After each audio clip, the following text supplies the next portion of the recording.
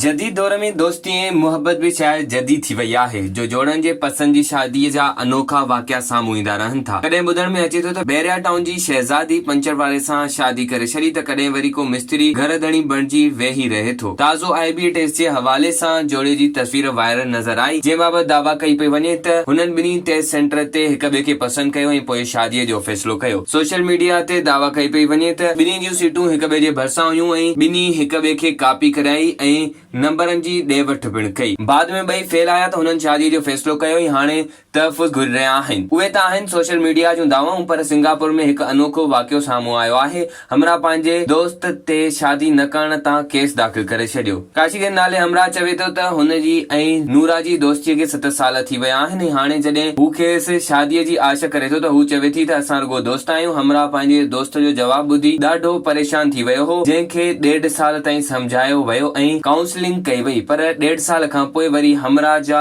दुख जागी पिया ऐं हाणे हुन मथसि केस दाख़िल कयो आहे त खेसि दुख पहुचाइण ऐं साख मुतासिर करण ते 83 करोड़ रुपया ॾंड ॾिनो वञे। विज़िट कयो अवामी आवाज़ मीडिया ग्रुप जी वेबसाइट awamiawaz.pk